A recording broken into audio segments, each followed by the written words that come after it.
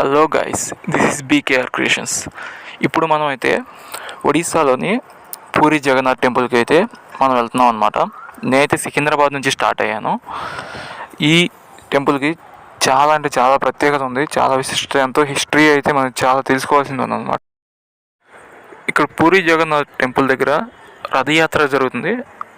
అది దేశంలోనే అతి పెద్ద యాత్ర అనమాట. ఇక్కడ రథయాత్ర అనేది. గైస్, నేనైతే ముందుగా నాకు దగ్గరలో ఉన్న స్టేషన్ సికింద్రాబాద్. సో సికింద్రాబాద్ నుంచి అయితే నేను స్టార్ట్ అవుతున్నాను అనమాట. సికింద్రాబాద్ నుంచి ఫస్ట్ మనం కురాడ రోడ్ జంక్షన్ దగ్గరికి రీచ్ అవ్వాలి. అక్కడ నుంచి డైరెక్ట్గా పూరికి ట్రైన్స్ ఉన్నాయి అనమాట. సో ఫస్ట్ మనం కురాడ వెళ్ళాలి. గైస్, నేనైతే ప్లాన్ ఏం చేసుకోకుండా అప్పటికప్పుడు వెళ్దామని చెప్పి అనుకుని బయలుదేరిపోయాను అనమాట. అంటే యాక్చువల్లీ నా ఫ్రెండ్తో అనుకున్నాను వెళ్దామని, కాకపోతే కొన్ని సంఘటనల వల్ల వెళ్దామా వద్దా అని ఒక థాట్లో ఆగిపోయాము. కానీ అన్ఎక్స్పెక్టెడ్లీ సరే వెళ్దామనిపించేసి బయలుదేరిపోయాము. అందుకే మేమైతే రిజర్వేషన్ ఏం చేసుకోలేదు. రిజర్వేషన్ చేసుకోకుండా జస్ట్ క్యాజువల్గానే ఇంకా జనరల్ టికెట్ తీసుకుని నార్మల్గా వెళ్ళిపోయాము. ఫుల్ రష్గా ఉన్నారనమాట. సో ఎలాగోలా కష్టపడి అయితే వన్ డే కష్టపడ్డ క్రౌడ్లో ఎట్లా అయితే కురాడ రోడ్ జంక్షన్ అయితే రీచ్ అయిపోయాను. ఆ తర్వాత ఇక్కడ నుంచి పూరి జగన్నాథ్ టెంపుల్కి అయితే వెళ్ళాలి కాబట్టి సో మనం పూరి రైల్వే స్టేషన్కి అయితే వెళ్ళాలి. పూరి దగ్గర నుంచి మనం పక్కనే బై వాక్ 2 కిలోమీటర్స్ అయినా నడుచుకుంటే వెళ్ళిపోవచ్చు. సో ఆదివారం వచ్చేసింది. ఆదివారం అయితే మనకి రథోత్సవం జరుగుతుంది. మేమైతే శనివారం రీచ్ అయ్యామన్నమాట. మా ఫ్రెండ్కి బాగా హెల్త్ ప్రాబ్లం వల్ల సో తను రాలేదు. నేనైతే శనివారం నైట్ కదా రీచ్ అయిపోయాను. మేబీ 6:30, 7 అవుతుందన్నమాట. ఆ టైంలో అయితే అక్కడికి రీచ్ అయిపోయాను. ఇక్కడ నుంచి పక్కనే కాబట్టి బై వాక్ నడుచుకుంటూ అయితే టెంపుల్ దగ్గరికి గూగుల్ మ్యాప్ పెట్టుకుని వెళ్ళిపోయాను అనమాట. 2 కిలోమీటర్సే కాబట్టి అని తీసుకోవాలా.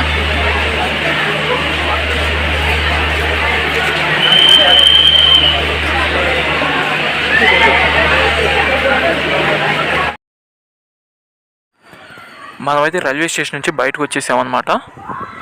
రైల్వే స్టేషన్ పక్కనే వీళ్ళు ఒడిస్సా గవర్నమెంట్ వాళ్ళు సత్రాలు ఏర్పాటు చేశారనమాట.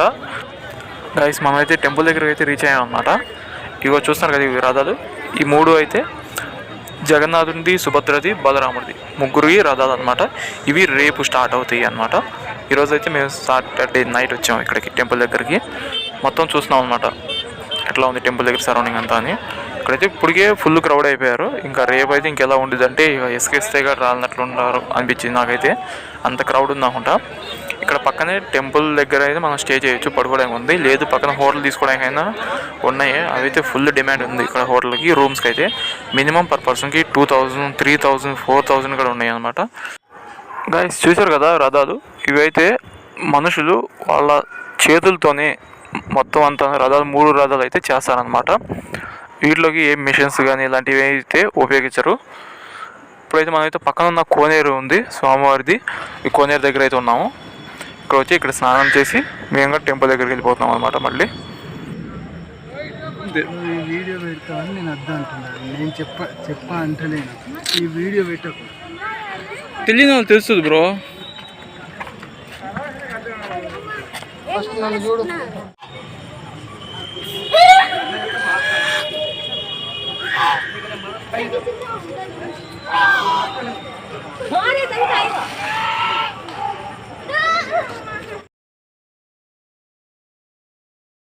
ఎందుకు బ్రో? మ్యాక్సిమం అయితే ఈ రోజు అవసరం ఉండదు, రేపు అవసరం ఉండదు. గైస్, మనమైతే ఇప్పుడు టెంపుల్ దగ్గర ఉన్నాం. టెంపుల్కి సరౌండింగ్ అయితే ఎట్లా ఉంటుంది రోడ్డు. ఇక్కడ చూసారా సరౌండింగ్ ఎంతమంది ఎట్లా ఉన్నారు, పడుకుని ఉన్నారు. ఎందుకంటే ఇక్కడ రెంట్లో అయితే వాచిపోతాయి. ఒక రోజుకి కట్టాలన్నా కానీ మినిమం 2000, 3000 లేదే లేదు. సో అందుకని అందరూ టెంపుల్ దగ్గర స్టేయింగ్ చేస్తున్నారనమాట. సరౌండింగ్ రోడ్డు దగ్గర, రోడ్డు పక్కనే.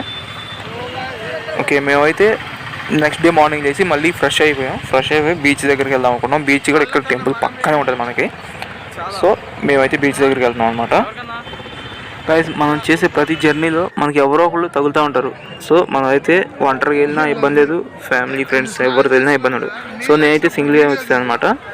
నాకైతే కురాడ రోడ్ జంక్షన్ దగ్గర తెలుగు అతను సికింద్రాబాద్ ఒక అతను కలిసాడు. అతను ఒక్కడే వచ్చాడంట. సో ఇద్దరం కలిసి ట్రావెల్ చేసాం అనమాట మా ఈ జర్నీలో. మేమైతే ఇప్పుడు ప్రజెంట్ బీచ్ దగ్గర ఉన్నాం. గైస్, శ్రీకృష్ణునిది గుండె దొరికింది అని చెప్తారు కదా, అది ఒక వేప చెక్కలో దొరికింది అన్నారు కదా. అదైతే మనకి ఇక్కడ ఈ బీచ్ అనమాట. అదైతే మనకి చూడండి సరౌండింగ్ ఎట్లా ఉంటుంది. బీచ్ అయితే ఫుల్ క్రౌడ్ ఉంటారు అనమాట. ఇక్కడ కూడా అయితే ఇక్కడికి మన టెంపుల్కి పక్కనే మినిమం 1.5 కిలోమీటర్స్ ఉంటుంది అంతే డిస్టెన్స్, ఇంకంత మించి ఎక్కువ ఉండదు. సరౌండింగ్ అయితే ఎలా ఉందో చూడండి, చూపిస్తాను.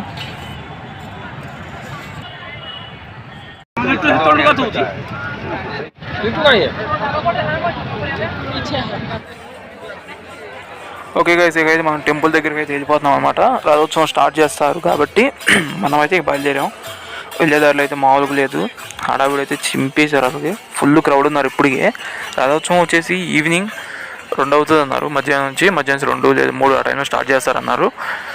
సో సోమవారం అయితే మధ్యాహ్నం అప్పుడు తీసుకొస్తారంట. 11:30, 12 ఆ టైంలో బయటికి తీసుకొస్తారు. ఇంతలోగా అయితే వాటర్ ట్యాంకులు మొత్తం తీసుకొచ్చారు బయటికి.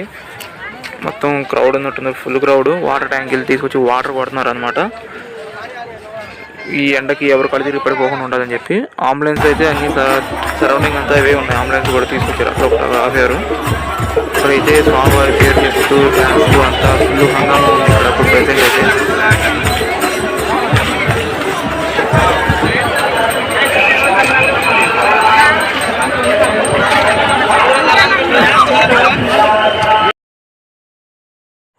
గైస్, నాకు తెలిసిన స్టోరీ అంటే నేను విన్న స్టోరీ అయితే నేను మీకు చెప్తానండి. ముందుగా అయితే విగ్రహాలని అంటే జగన్నాథుని, సుభద్రని, బలరాముని గర్భాలయం నుంచి బయటికి తీసుకొస్తారనమాట. ఆ తర్వాత 108 కలశాలతో స్నానం చేపిస్తారు. అంటే ఇప్పుడు 108 కలశాలతో అంటే ఒక్కొక్కరికి 108 కలశాలతో స్నానం చేపిస్తారు. తరువాత ఏంటంటే వీరి ముగ్గురికి జ్వరం వస్తుంది. సో జ్వరం వచ్చిందని చెప్పి ఇంకా తర్వాత వీళ్ళ ముగ్గురికి అది 108 కలశాలతో స్నానం చేపిస్తారు. అంటే చన్నీళ్ళతో, కాబట్టి స్వామివారికి అయితే జ్వరం వస్తుంది.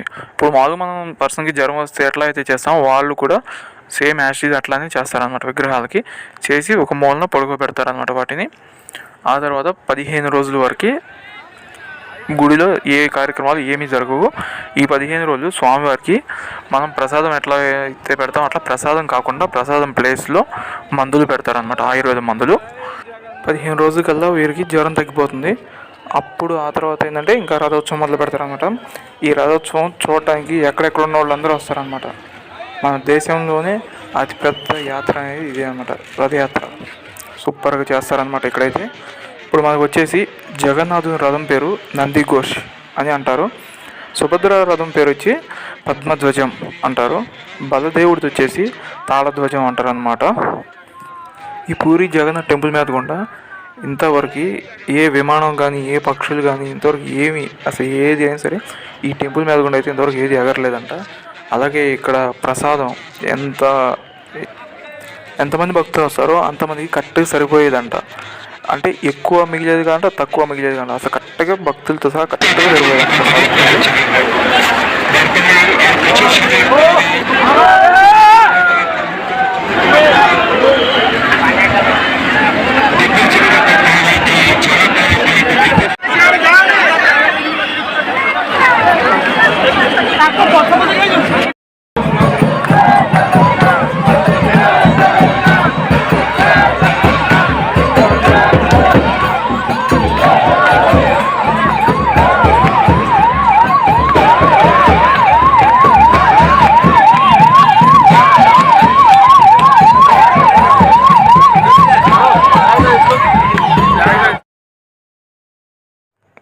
గైస్, ఫైనల్లీ పూరి రథయాత్ర అయితే కంప్లీట్ అయిపోయింది.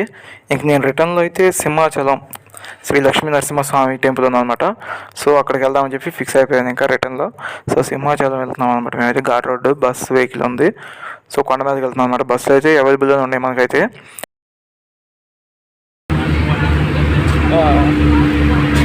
ఏమైనా ఫండ్ ఇస్తే ఉంటే మా వాడేం చేస్తుంటారు అంటే మా సిఓ ఆయన చేస్తుంటాడు.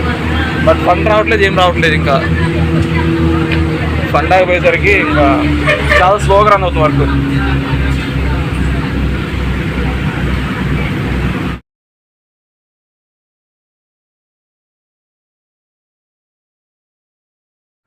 శ్రీ లక్ష్మీ నరసింహస్వామి టెంపుల్ దగ్గర అయితే దర్శనం అయితే మనకైతే కంప్లీట్ అయిపోయింది.